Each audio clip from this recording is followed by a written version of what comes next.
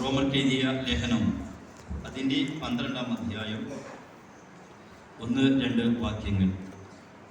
സഹോദരന്മാരെ, ഞാൻ ദൈവത്തിൻ്റെ മനസ്സിൽ ഓർപ്പിച്ച് നിങ്ങളോട് പ്രബോധിപ്പിക്കുന്നത്, നിങ്ങൾ ബുദ്ധിയുള്ള ആരാധനയായി നിങ്ങളുടെ ശരീരങ്ങളെ ജീവനും വിശുദ്ധിയും ദൈവത്തിന് പ്രസാദമുള്ള യാഗമായി അർപ്പിപ്പിൻ.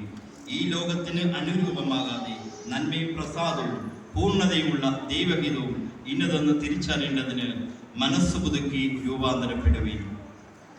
മഹാപരിശുദ്ധനും സ്വർഗീയ നല്ല ദൈവമേ, കർത്താവെ, നല്ല വചനത്തിനായി നന്ദി പറയുന്നു. കർത്താവെ, ഈ വചനവുമായി നിൽക്കുമ്പോൾ ജനത്തോട് സംസാരിക്കണമേ. അവരുടെ ആത്മീയ മുന്നോട്ടുള്ള യാത്രയ്ക്ക് കർത്താവെ അത് പ്രയോജനമാകണമേ. ഈ എളിയവനൊന്നുമല്ല കർത്താവെ, ശ്രേഷ്ഠരായ അവിടുത്തെ അഭിഷിക്തൻ, ശ്രേഷ്ഠരായ സഹോദരി സഹോദരന്മാർ, കർത്താവെ, ഈ എളിയവനെ താഴ്ത്തി സമർപ്പിക്കുന്നു. യേശുവിന്റെ നാമത്തിൽ തന്നെ പിതാവേ, ആമേൻ. എന്നെ കേൾക്കുന്ന പ്രിയ സഹോദരന്മാരെ, ദൈവത്തിന്റെ മനസ്സിൽ ഓർപ്പിച്ച് നിങ്ങളോട് പ്രബോധിപ്പിക്കുന്നത്, നിങ്ങൾ ബുദ്ധിയുള്ള ആരാധനയായി നിങ്ങളുടെ ശരീരങ്ങളെ ജീവനും വിശുദ്ധിയും ദൈവത്തിന് പ്രസാദമുള്ള യാഗമായി അർപ്പിപ്പിൻ.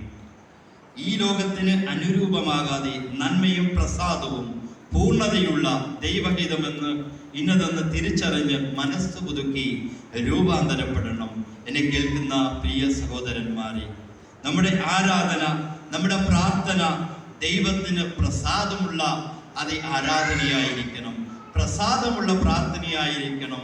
പ്രസാദമുള്ള യാഗം മാത്രമേ സ്വർഗം കേൾക്കത്തുള്ളൂ.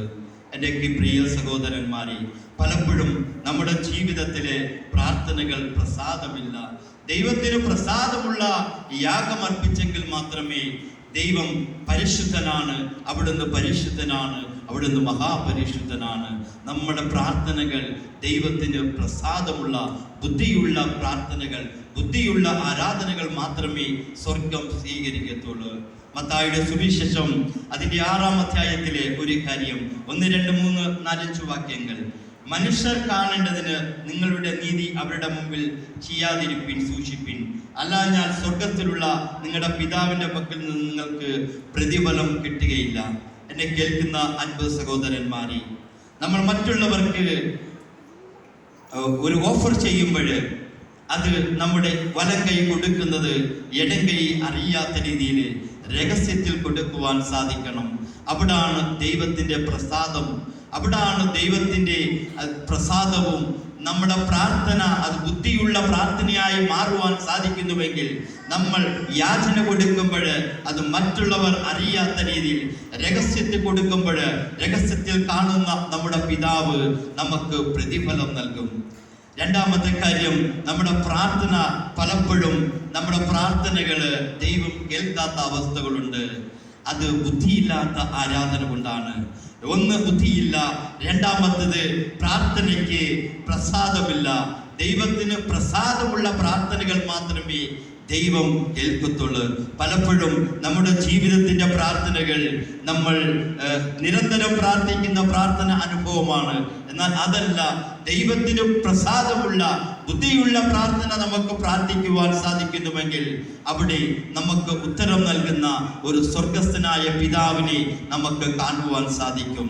നേരത്തെ വായിച്ചതുപോലെ അത് ശിഷ്യന്മാരോട് പഠിപ്പിച്ചു, നിങ്ങൾ യുവണ്ണം പ്രാർത്ഥിപ്പിൻ, അതേ സ്വർഗസ്ഥനായ എൻ്റെ പിതാവേ എന്ന് ആ പ്രാർത്ഥിക്കുവാൻ പഠിപ്പിച്ച അതേ കർത്താവ് നമ്മളോട് പറയുകയാണ്, നമുക്ക് ദൈവത്തിന് പ്രസാദമുള്ള യാഗമായി അർപ്പിക്കണമെങ്കിൽ, ദൈവത്തിന് പ്രസാദമുള്ള ആരാധന ചെയ്യണമെങ്കിൽ നമ്മൾ ആദ്യമേ നമ്മളെ സമർപ്പിക്കുന്നവരായി, ദൈവത്തിന് പ്രസാദമുള്ള യാഗമർപ്പിക്കുന്നവരായി നമുക്ക് മാറുവാൻ സാധിക്കണം. എൻ്റെ 50 സഹോദരന്മാരെ, മലയാളം പറയുന്നത് മനസ്സിലാവുന്നുണ്ടല്ലോ എല്ലാവർക്കും അല്ലേ?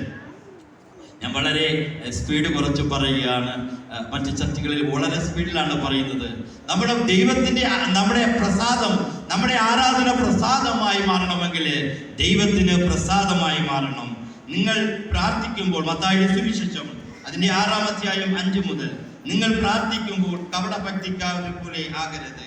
അവർ മനുഷ്യർ വിളങ്ങേണ്ടതിന് പള്ളിവേളിലും തെരുവോണുകളിലും നിന്നുകൊണ്ട് പ്രാർത്ഥിപ്പാൻ ഇഷ്ടപ്പെടുന്നു. അവർക്ക് പ്രതിഫലം കിട്ടിപ്പോയെന്ന് ഞാൻ സത്യമായി നിങ്ങളോട് പറയുന്നു.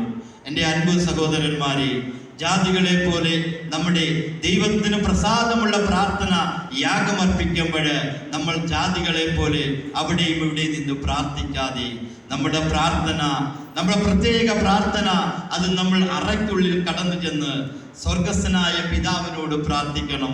ചുമ്മാതെ പ്രാർത്ഥിച്ചാൽ ദൈവം പ്രാർത്ഥന കേൾക്കുന്നവനല്ല. ഒന്നാമത്തെ കണ്ടീഷൻ, നീ യാഗവസ്തുവായി മാറണം. യാഗവസ്തുവായി മാറണമെങ്കിൽ നിന്നെ സമർപ്പിക്കണം. നീ യാഗം ചെയ്തെങ്കിൽ മാത്രമേ ആ യാഗപീഠത്തിന്റെ മധ്യയിൽ കടന്നു വരുമ്പോൾ നമ്മുടെ പ്രാർത്ഥന സ്വർഗം കേൾക്കത്തുള്ളൂ. എൻ്റെ പ്രിയ സഹോദരന്മാരെ, നമ്മുടെ പ്രാർത്ഥന സ്വർഗം കേൾക്കുന്നുണ്ട്. രണ്ടാമത്, നമ്മുടെ ശത്രുവായ പിശാചും കേൾക്കുന്നുണ്ട്. അവൻ തന്ത്രശാലിയാണ്. അവന്റെ തന്ത്രങ്ങളെ മനസ്സിലാക്കിക്കൊണ്ടായിരിക്കണം നമ്മൾ ബുദ്ധിയുള്ള ആരാധന സമർപ്പിക്കുന്നവരായി മാറണം. നിങ്ങളുടെ ഓരോരുത്തരുടെയും ജീവിത സാഹചര്യങ്ങൾ കർത്താവിനും അറിയാം, ശത്രുവിനും അറിയാം. നമ്മൾ അതറിഞ്ഞുകൊണ്ട് നമ്മൾ യാഗമർപ്പിക്കാതെ സമർപ്പിക്കാതെ ദൈവത്തിന്റെ സന്നിധിയിൽ പ്രാർത്ഥിച്ചാൽ പ്രാർത്ഥനയ്ക്ക് ഉത്തരം തരുന്ന ദൈവമല്ല, അവൻ നീതിയുള്ള ന്യായാധിപനാണ്. അവൻ എൽ ഷഡായിയാണ്. അവൻ ഞാനാകുന്ന ദൈവമാണ്. അവൻ മാറാത്ത ദൈവമാണ്. എൻ്റെ അൻപ സഹോദരന്മാരെ, നമ്മുടെ പല പ്രാർത്ഥനകളും പെൻഡിങ് ആകുവാൻ കാരണം എന്താണെന്ന് അറിയാമോ? നമ്മുടെ പ്രാർത്ഥനകൾ ബുദ്ധിയുള്ള ആരാധനയായി മാറുവാൻ പറ്റിയില്ല. യാഗം സമർപ്പിക്കുവാൻ സാധിച്ചില്ല. ഒരു മൃഗത്തെ യാഗമർപ്പിക്കണമെങ്കിൽ ആ മൃഗം നല്ല ശുദ്ധിയുള്ളതായിരിക്കണം. നമ്മുടെ യാഗം, നമ്മുടെ പ്രാർത്ഥന, നമ്മൾ പ്രാർത്ഥിക്കണമെങ്കിൽ അത് സ്വർഗം കേൾക്കണമെങ്കിൽ നമ്മൾ ശുദ്ധിയുള്ളവരായി മാറണം. ദൈവത്തിന് അത് യാഗമുള്ള, നീതിയുള്ള യാഗം ചെയ്യുന്നവരായി, ദൈവത്തിന് പ്രസാദമുള്ള യാഗം ചെയ്യുന്നവരായി നമുക്ക് മാറുവാൻ സാധിച്ചെങ്കിൽ മാത്രമേ നമ്മുടെ പ്രാർത്ഥന സ്വർഗം കേൾക്കത്തുള്ളൂ. അതേ മത്തായിയുടെ സുവിശേഷത്തിലെ കർത്താവ് തന്റെ ശിഷ്യന്മാരോട് പ്രാർത്ഥിക്കുവാൻ പഠിപ്പിച്ച പ്രാർത്ഥന അൻപ സഹോദരന്മാർക്ക് എല്ലാവർക്കും അറിയാം. അതിന്റെ 14-ാം വാക്യത്തിൽ പറയുന്നു, നിങ്ങൾ മനുഷ്യരുടെ പിഴവുകളെ ക്ഷമിച്ചാൽ സ്വർഗസ്ഥനായ നിങ്ങളുടെ പിതാവ് നിങ്ങളോട് ക്ഷമിക്കും. നിങ്ങൾ മനുഷ്യരുടെ പിഴവുകളെ ക്ഷമിക്കാഞ്ഞാലോ നിങ്ങളുടെ പിതാവും നിങ്ങളുടെ പിഴവുകളെ ക്ഷമിക്കുകയില്ല. എൻ്റെ അൻപ സഹോദരന്മാരെ, നമ്മൾ യാഗമർപ്പിക്കുന്നതിന് മുന്നേ മറ്റുള്ളവരോട് നമുക്ക് പിണക്കമുണ്ടോ, വിദ്വേഷമുണ്ടോ, വൈരാഗ്യമുണ്ടോ, അത് രമ്യതയിലാക്കണം. രമ്യതയിലാക്കിയെങ്കിൽ മാത്രമേ നിനക്ക് ബുദ്ധിയുള്ള ആരാധന, ബുദ്ധിയുള്ള പ്രാർത്ഥന സമർപ്പിക്കുവാൻ സാധിക്കത്തുള്ളൂ. നീ യാഗവസ്തുവായി ദൈവസന്നിധിയിൽ കടന്നു വരുമ്പോൾ, റൂമിന്റെ അകത്ത് കടന്നു വരുമ്പോൾ, ദേവാലയത്തിൽ കടന്നു വരുമ്പോൾ നിന്നെ ഒരു യാഗവസ്തുവായി മാറണം.